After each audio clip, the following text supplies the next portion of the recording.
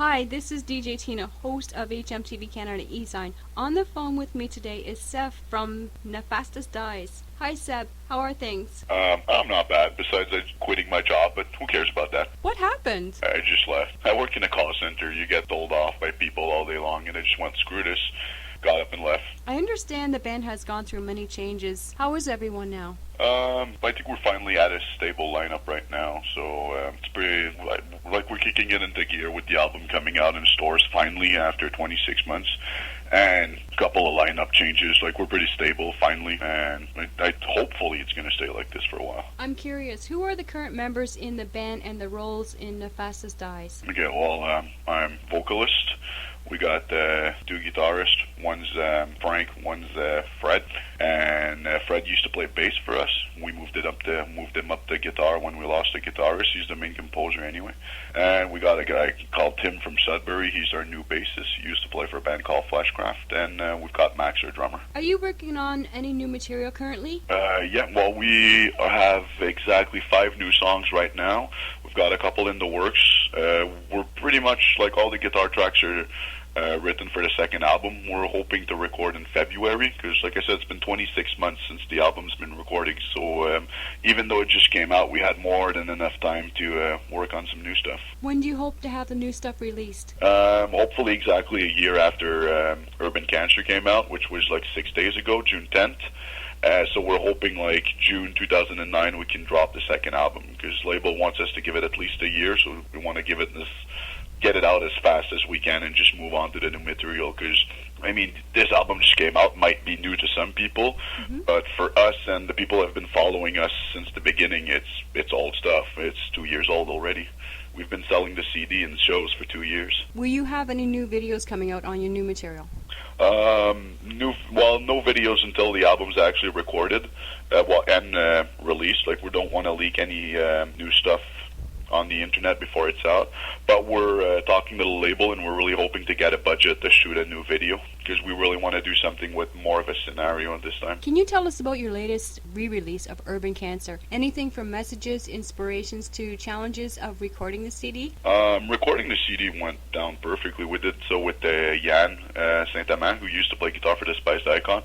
That went down perfectly. The only challenge we had was getting screwed over by the label we signed with, and getting pretty much a bunch of albums stolen from us by him, and him releasing it without our consent, and the album leaking out, and then no one wanting to sign us because the album's leaked already. And that's pretty much why it took 2 years for the album to come out. So I don't think any challenges were in writing or recording, was more in getting it released afterwards. We kind of learn how the industry works and how you get screwed if you don't watch out. How does the new re-release differ or similar from your previous release of Urban Cancer in 2006?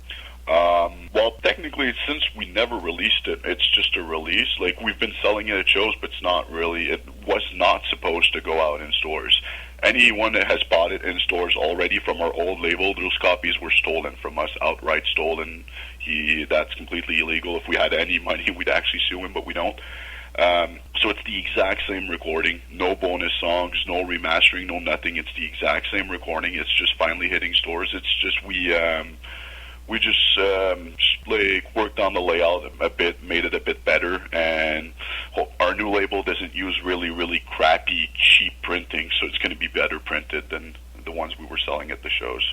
What motivated the band to produce the video Hate Vector? Where on location was it filmed, and were there any challenges in producing this video? Yeah, several challenges. First challenge was extreme heat. It was like 40 degrees outside that day. It was freaking hot. It's just some random parking lot in Toronto. This video was shot with like nothing. All we had was like a couple of cameras, 2 guys who were like willing to film it and edit it for free, and we just picked them up in Toronto and just drove around until we found a parking lot, and we're like, okay, let's just shoot here, and then we just lip-synced the song 27 times, and that's how we did the video. There was nothing planned out, and it was really, really hot. I got a real bad sunburn on my head and started vomiting before we played the show that night. I think the biggest challenge was we partied all night the night before and only slept a half hour. Have you been in touch with Deep Send Records? Are they still selling copies of your previous album illegally? They're still selling them. They have not answered any of our emails. They've pretty much just stopped answering us. Last time I contacted them was to tell them to get all our recordings off of their MySpace and to stop selling the CD on the website. They took down the recordings and left the CD on the website, so they just kept selling it. Pretty much they know we don't have money to sue them, but eventually we're going to play around their area and we're going to solve this face-to-face. So if ever he's listening to this, we're going to find you one day, Graham, piece of crap. Is there anything that you can actually do legally? Legally, no, but I can pretty much beat the hell out of him if I ever get my hands on the guy. Well, legally we could. We've got the paperwork to prove that we bought back the album. And, we could sue him. It's just we'd probably lose more money in the process, and it's already too late. It's not really about the 100 CDs he stole from us. It's more about the fact that he put our album out, and that, after that, blocked us from a lot of labels that were not willing to release a CD that's already leaked. So it's too late. The bad is done for that. There's no use in suing him, but I mean, hey, if we get to take a swing at the guy, we will. I'm sorry to hear that, and I hope things get better for the band. Well, we got a new label. We got one that supports us now, and I mean, it cost us like $2,000, but we learned a valuable lesson about not signing the first contract that you get. Can you describe how Nefastus Dies is mastering a new style and sound format derived from keyboards? How will this new format differ from your previous sound? Well, new songs are really different. Since the keyboardist left, like, we're focusing more on the guitar riffs. It was already kind of not a hassle, but it was already a weird way to work. Like, we'd write the songs as if we didn't have keyboards, and then we'd just add keyboards on top. We always wrote the songs so we would be satisfied 100% without the keyboards and just add them like the cherry on top or something. So it was already just like normal and natural for us to work without the keyboards, but at the same time it's going to change the sound a little. But we're gearing towards shorter songs, more brutality, less atmosphere, less mid-tempo riffs. It's more blast beats. Who writes your songs, and what do you express in your lyrical content? Lyrically, the first album is half the drummer, half me. That's just because I joined the band after they already had 4 songs written, so the drummer was writing lyrics, so they had lyrics. Then I joined and I finished off the album. First album is pretty much, we call it urban cancer, because we pretty much hate the big city. We live in Montreal, but we despise this town, and we despise big cities, and I mean, it eats away at you, makes you more aggressive, and just living in all this crap, it gets to you, and that's pretty much what urban cancer is, and pretty much what all the songs are about, byproducts of living in this kind of environment. New album is going to be maybe a little more personal lyrics, since I got to write the whole album from beginning to end, so it's maybe more about way I feel and I think. First album is more collective, just pointing out everything that we think is wrong with the city.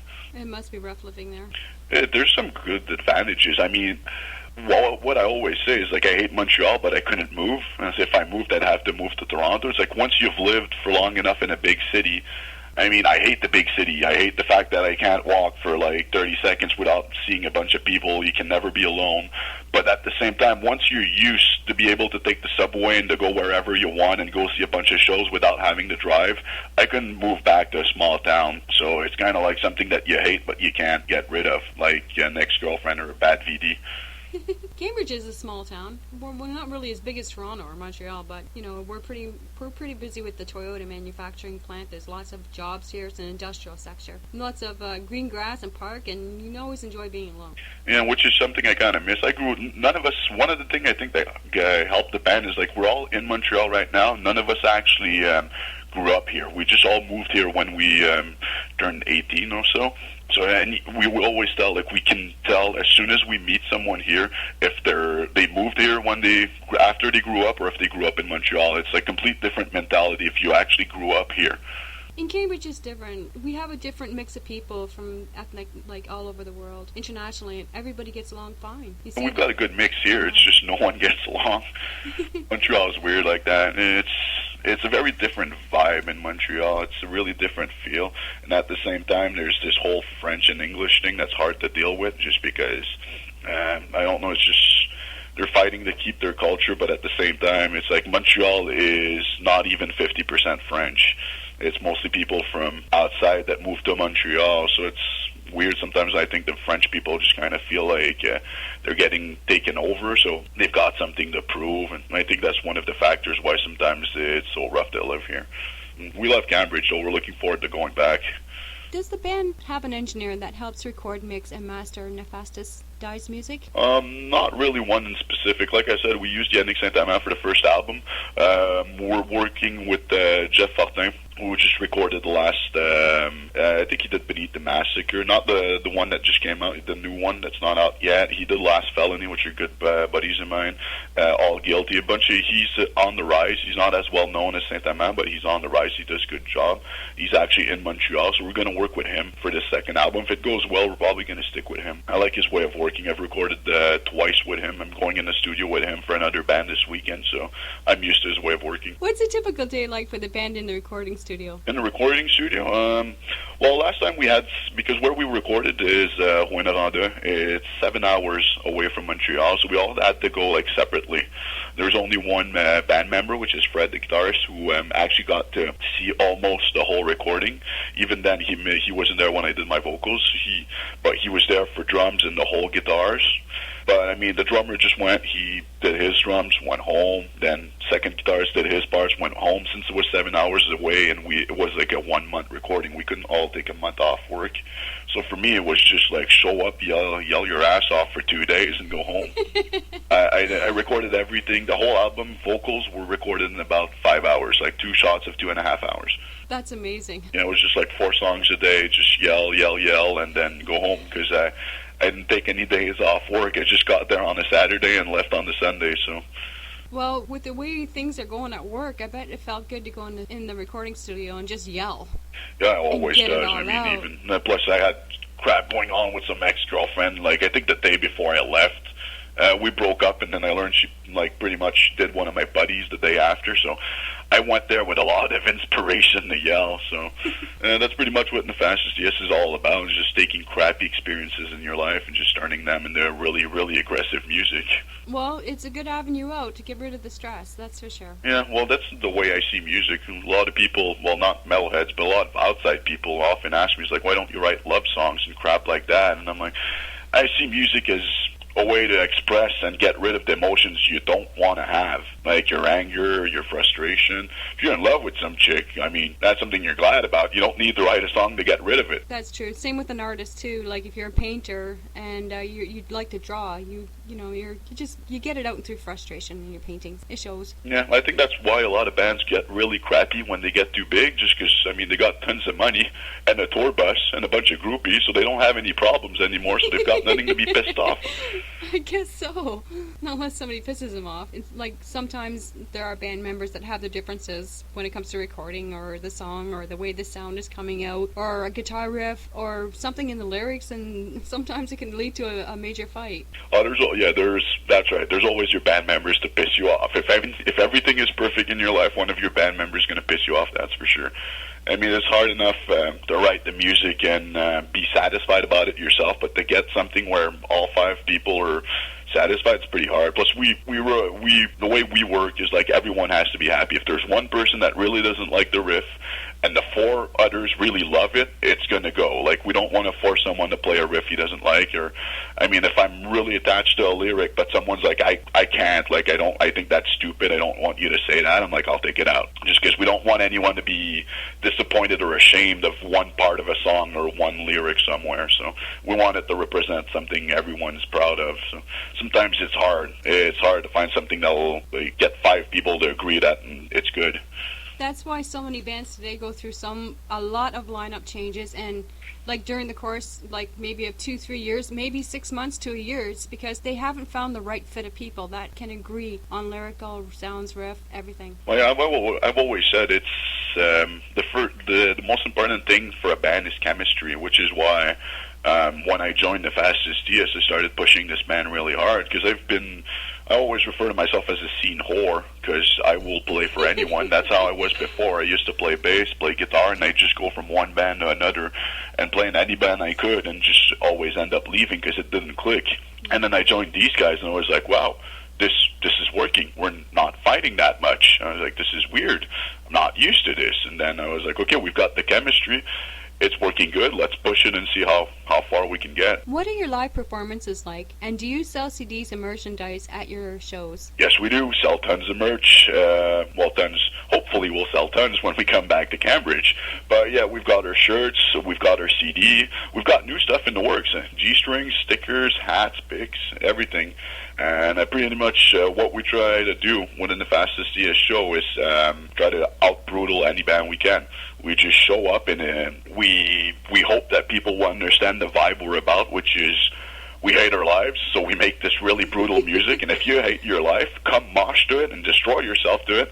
And then we'll go grab a beer and laugh about it. That's pretty much the way we see it. We just get on stage and try to get everyone to go insane and vent their frustration as much as they can, because I think that's why we listen to extreme music, because we're angry people, and it needs to come out. Awesome. Do you have any tours planned for 2008 to promote urban cancer? We've got the two CD release shows, which is Toronto, June 27th, and Cambridge, June 28th, both with Incantation and Diamond from Ottawa. And we're working on a tour, which I can't divulge all the details just because it's not 100% official yet, but we should have like a full Quebec, Ontario tour with a pretty big band in September. And we're working on a U.S. tour for October. Where are you going to be on location? We're just going to stop and concentrate on finishing up the second album for the recording in February. Where are you going to be on location in Cambridge? 69 Pickups, June 28th, with Incantation, Generes, and Diamond, and Disgust, local legends.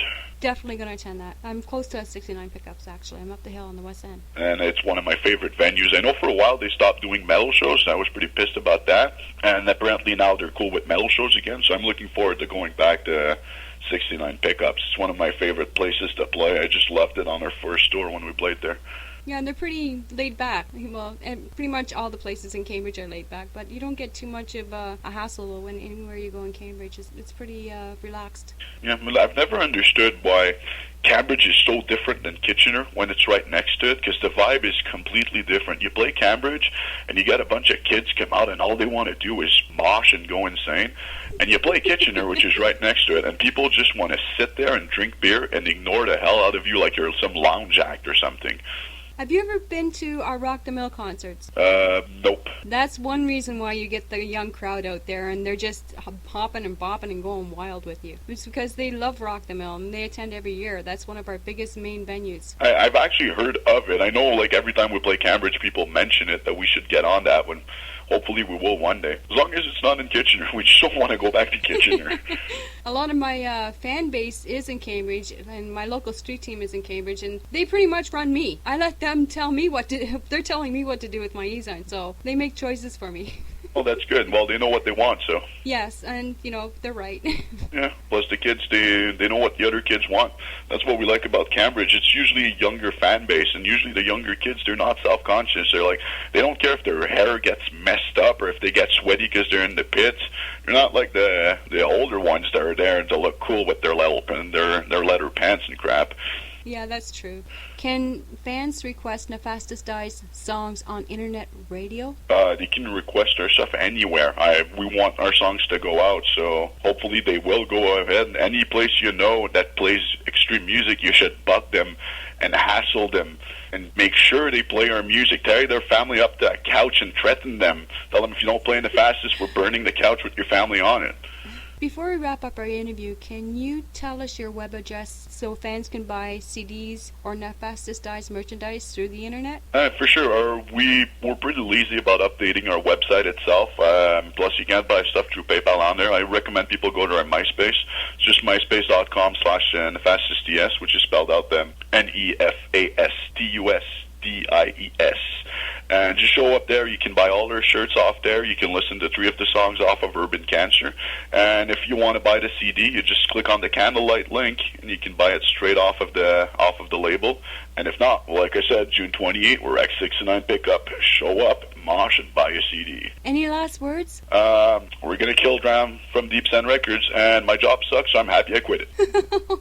What's your plan, your game plan for your next job? Hopefully there is no next job. My game plan is to go on unemployment for a while. We got some tours planned, so hopefully I can just get unemployment and sit back and write some music and concentrate on that and not have to take crappy phone calls for a living. Well, there's lots of industrial electrical jobs in Cambridge that are opening up, and lots of machining jobs. We are crying out for skilled trades in industry here.